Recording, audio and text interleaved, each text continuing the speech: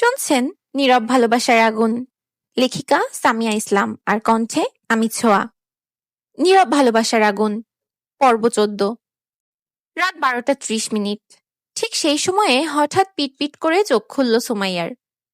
শোয়া অবস্থাতেই চারিদিকে তাকালো সে। কয়েক সেকেন্ড কিছুই বুঝতে পারল না। তারপর হঠাৎ করেই বুকের ভেতরটা কেঁপে উঠল। এই ঘরটা তার না, এই রুমটা কখনোই তার ছিল না। এক লাফে শোয়া থেকে বসে পড়ল সে। শ্বাস নিতে কষ্ট হচ্ছে। বুকের ভেতর চাপা একটা আতঙ্ক জমে উঠেছে। চারিদিকে তাকিয়ে দেখল সে শুয়ে আছে সম্পূর্ণ অচেনা একটা বেডরুমে। দেয়ালের রং, পর্দার কাপড়, বিছানার চাদর সবকিছুই অপরিচিত। এই ঘর সে আগে কখনো দেখেনি। চারপাশে এমন নিস্তব্ধতা যে নিজের নিঃশ্বাসেরই শব্দ কানে বাজছে। বাইরে কোনো গাড়ির আওয়াজ নেই, পাখির ডাক নেই, এমনকি বাতাসের সামান্য শব্দও না। পাশের দেওয়াল, ঘড়িটার দিকে তাকাতেই চোখ আটকে গেল। সময় দেখাচ্ছে রাত 12:30। মুহূর্তের মধ্যেই মাথার ভেতর যেন ঝাঁকুনি খেলল। ঠান্ডার মধ্যেও কপাল বেয়ে ঘাম ঝরতে লাগলো।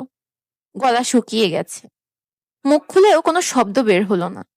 কোথায় আছে, কিভাবে এখানে এলো, কে নিয়ে এলো কিছুই মনে পড়ছে না। স্মৃতিগুলো যেন হঠাৎ করেই অন্ধকারে হারিয়ে গেছে। ধীরে ধীরে খাট থেকে নামতে যাবে এমন সময় চোখ পড়ল খাটের পাশের ছোট টি টেবিলটার দিকে।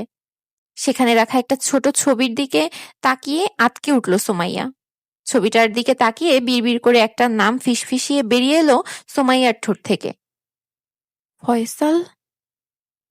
নামটা উচ্চারণ করতেই আতঙ্কে ভয়ে গলা শুকিয়ে গেল।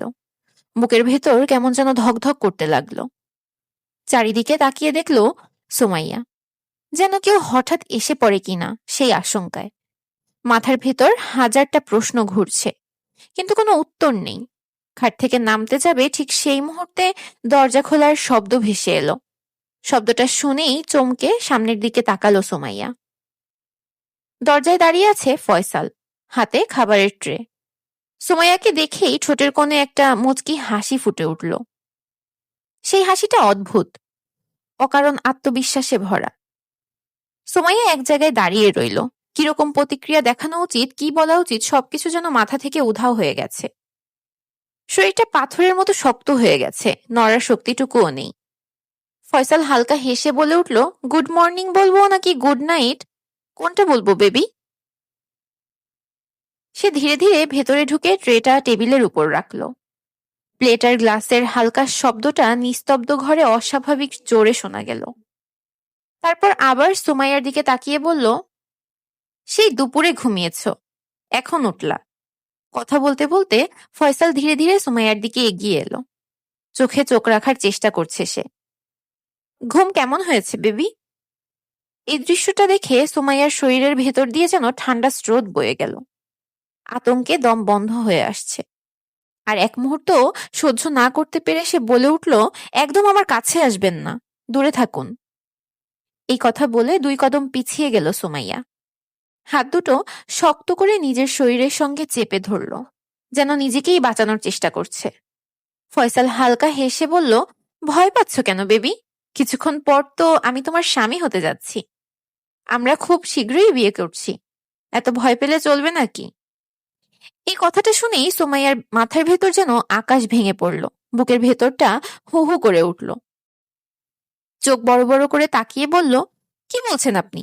কিছুক্ষণ পর আপনি আবার কি হতে যাচ্ছেন? ফয়সাল একেবারে নিশ্চিন্ত ভঙ্গিতে হাসি মুখে বলল, তোমার হাজব্যান্ড। তুমি আমার অর্ধাঙ্গিনী, আমরা খুব শীঘ্রই বিয়ে করছি। সুমাইয়ার গলা কেঁপে উঠল। রাগ ভয় একসাথে চেপে বসেছে বুকের ভেতর। একদম বাজে কথা বলবেন না। ফয়সাল গলায় মধু মিশিয়ে বলল, সত্যি বলছি বেবি। এবার সুমাইয়া প্রায় চিৎকার করে উঠল, খবরদার, আমাকে এই ফালতু নামে ডাকবেন না। ফয়সাল ভ্রুকুচকে হেসে বলল, তাহলে কি ডাকবো শুনি? বউ বলে ডাকবো? এই কথাটুকু শোনা মাত্রই সুমাইয়ার ভেতরে জমে থাকা সবকিছু বিস্ফোরিত হয়ে গেল। চোখে আগুন জ্বলে উঠল।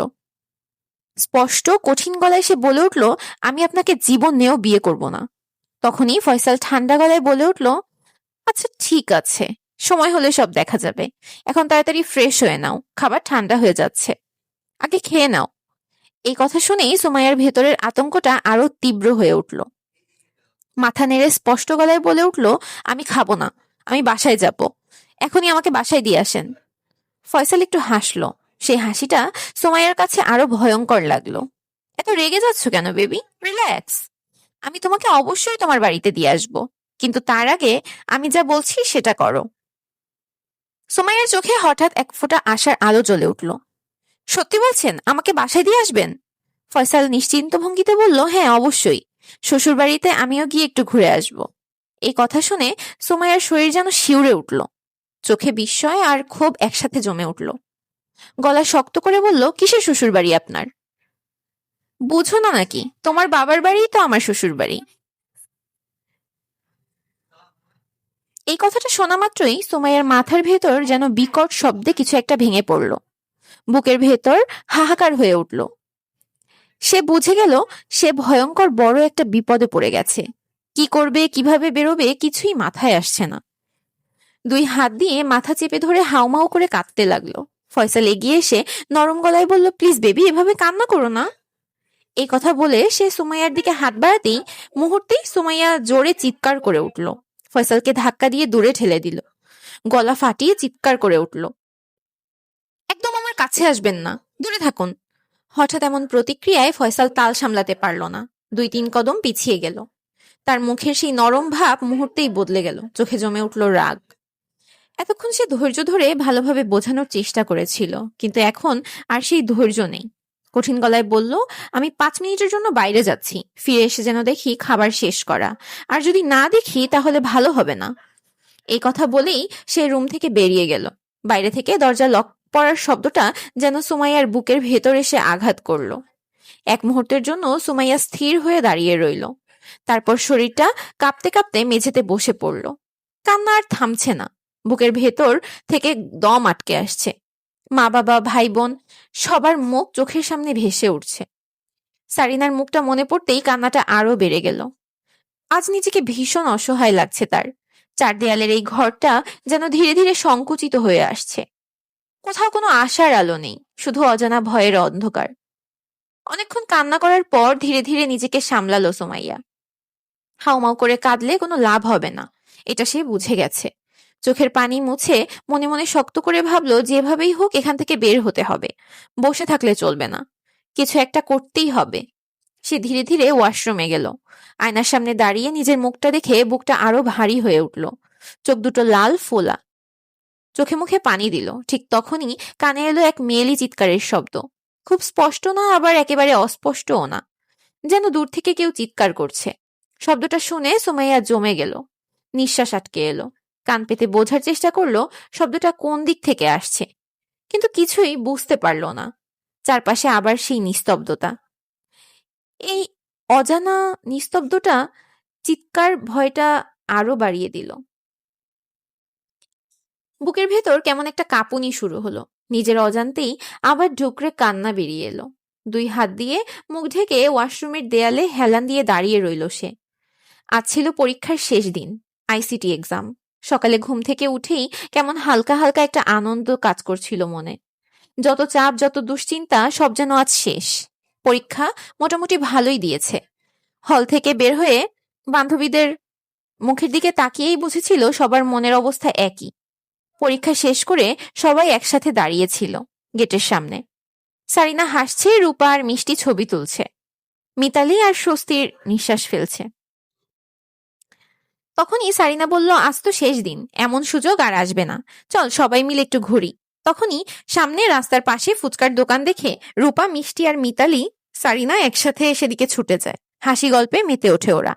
আর সুমাইয়া একটু পিছিয়ে পড়ে, কিন্তু কেউ খেয়ালই করে না রাস্তার কোলাহল, মানুষের ভিড়, ফুচকার গন্ধ, সবটা মিলিয়ে মুহূর্তটা ছিল ভীষণ স্বাভাবিক।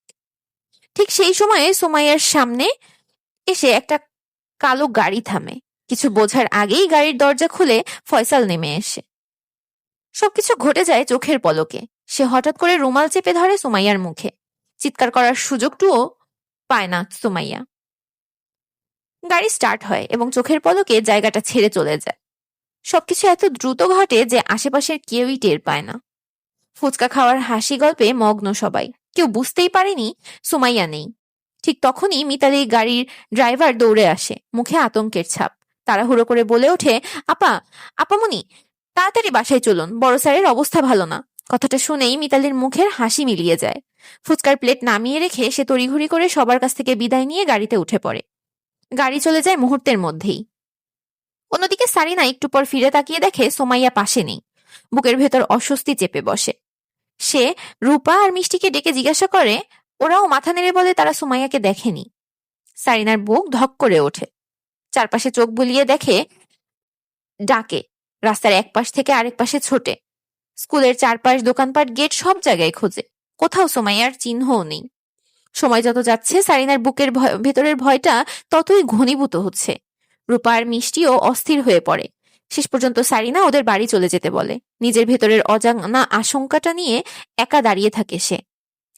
বাসার পথে হাঁটতে হাঁটতে সারিনার চোখ ভিজে আসে। এত সহজে সে কাঁদে না, কিন্তু আজ চোখের পানি যেন আর আটকে রাখা যাচ্ছে না। সুমাইয়াকে খুঁজে না পেয়ে বুকের ভেতরটা কেমন একটা চাপা আতঙ্ক জমে আছে, যেন কোনো অশুভ ছায়া ধীরে ধীরে তাকে গ্রাস করছে। সারিনা বাসায় ঢুকেই ড্রয়িং রুমে এসে থমকে গেল। চোখে পড়ল রোমানা শেখ রান্নাঘরে দাঁড়িয়ে কিছু একটা করছে। এই মুহূর্তে কিছু বললে ঝামেলা বাড়বে বুঝে চুপ করে রইল। বুকের ভেতর দম বন্ধ করা কান্না চেপে ধরে সোজা দৌড় দিল সামিয়ানের রুমের দিকে। ঘড়ির দিকে একবার তাকালো, 1টা বাজে।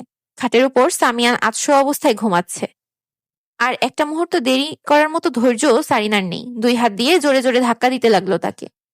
গলার স্বর ভেঙে যাচ্ছে কান্নায়। ভাইয়া ওঠো, ভাইয়া প্লিজ ওঠো, আমি সুমাইয়াকে পাচ্ছি না। 2-3 বার ধাক্কা দিতেই সামিয়ানের ঘুম হালকা হয়ে এলো। সারিনার কান্নার শব্দ কানে যেতেই এক মুহূর্তে ঘুম উধাও।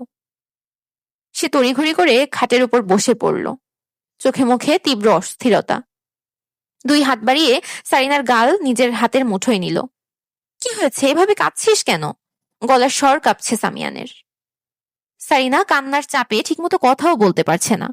ঠোঁট কাঁপছে, চোখ দিয়ে পানি ঝরছে। ভাইয়া, সুমাইয়াকে পাচ্ছি না। এই কথা শুনে সামিয়ানের বুকের ভেতরটা ধক করে উঠল। পাচ্ছিস না মানে কি, ভালো করে বল। সারিনা হাঁপাতে হাঁপাতে বলতে লাগলো, কথার ফাঁকে ফাঁকে কান্না ভেঙে পড়ছে। আমরা সবাই একসাথে স্কুলের গেটের পাশে ফুচকা খেতে গিয়েছিলাম। রূপা, মিষ্টি, মিতালি সামনে ছিল, আমি আর সুমাইয়া একটু পেছনে। ফুচকা খাওয়া শেষ হওয়ার আগেই আমি পেছনে তাকাইনি। তারপর যখন ফিরে তাকালাম, সুমাইয়া নেই। কথা বলতে বলতে গলাটা ধরে এলো সারিনার। ভাইয়া, আমি অনেকক্ষণ খুঁজেছি, স্কুলের চারপাশ, রাস্তা, দোকান, সব জায়গায়, কোথাও পাইনি। এ কথা বলেই আবার কান্নায় ভেঙে পড়ল সারিনা। মাথা নিচু করে বসে পড়ল খাটের ধারে। হাত দিয়ে মুখ ঢেকে হাউমাউ করে কাঁদছে। সামিয়ান এক মুহূর্ত চুপ করে রইল। চোখের দৃষ্টি শক্ত হয়ে গেল। মুখের সমস্ত ঘুম চিহ্ন মিলিয়ে গেল মুহূর্তেই। সে বুঝে গেল ব্যাপারটা মোটেই স্বাভাবিক না। বুকের ভেতর একটা অজানা শঙ্কা ধীরে ধীরে মাথা তুলে দাঁড়াতে লাগলো। সামিয়ান গম্ভীর গলায় বলল, আচ্ছা তুই আগে কান্না থামা, আমি যাচ্ছি। এই কথা শুনেই সারিনা প্রায় লাফিয়ে উঠে বলল, ভাইয়া আমিও যাব তোমার সঙ্গে। সামিয়ান এক মুহূর্তে থামল না। কড়া চোখে তাকিয়ে বলল, কোথাও যাওয়ার দরকার নাই, সোজা নিজের রুমে যা। এই কথাটা বলেই টেবিলের উপরে রাখা ঘড়িটা তুলে নিল। আর 1 সেকেন্ডও নষ্ট না করে রুম থেকে বেরিয়ে গেল। রুমে একা দাঁড়িয়ে সারিনা বুঝতে পারলো এখন কাঁদলে কোনো লাভ নেই। মাথার ভেতর একটাই চিন্তা ঘুরছে, যেভাবেই হোক সুমাইয়াকে খুঁজে বের করতে হবে। হাত কাঁপতে কাঁপতে ফোনটা তুলে নিল। চোখের সামনে ভেসে উঠল মেহেরানের নাম। মনে মনে ভাবলো যদি একটু হেল্প পাওয়া যায়, যদি কোনোভাবে সূত্র মেলে, এই আশায় কল দিল। 1 বার 2 বার 3 বার, রিসিভ নেই। সারিনার একটা অভ্যাস আছে, একবার কল না ধরলে সে থামে না। আবার কল দিল, আবারও। অন্যদিকে মেহেরান তখন ভীষণ ঝামেলার ভেতর। একটু আগেই সে একটা গুরুত্বপূর্ণ মিটিং শেষ করেছে। ঠিক তখনই বাড়ি থেকে কল এসেছে, মাহবুব শিকদার স্ট্রোক করেছেন, অবস্থা ভালো না, হার্ট সার্জারি করতে হবে, জরুরি, দেরি হলে বড় কিছু হয়ে যেতে পারে। এই খবরটা মাথার উপর বজ্রপাতের মতো নেমে এসেছে। তার উপর আবার নতুন ঝামেলা, মেহিক, ইমরান আর মাহবুব শিকদারকে নরওয়েতে আনার প্রস্তুতি। কাগজপত্র, ফ্লাইট, হাসপাতাল সবকিছু মিলিয়ে মাথার ভেতর যেন যুদ্ধ চলছে। আরেকদিকে মিতালি কান্নায় ভেঙে পড়েছে। একটাই কথা, বাবার সাথে যাবে। যতই বোঝানো হোক কিছুতেই মানছে না। শেষ পর্যন্ত মেহরানকে হার মানতেই হয়েছে। মিতালিও যাবে, সেই ব্যবস্থাও তাকেই করতে হচ্ছে। এই সবকিছুর মাঝখানে সবচেয়ে বড় চাপটা আরেক জায়গায়, নিজের পরিবারকে সেফ রাখা। কি করবে কি করবে না, কোন সিদ্ধান্তটা ঠিক কোনটা ভুল, একটাও হালকাভাবে নেওয়ার সুযোগ নেই।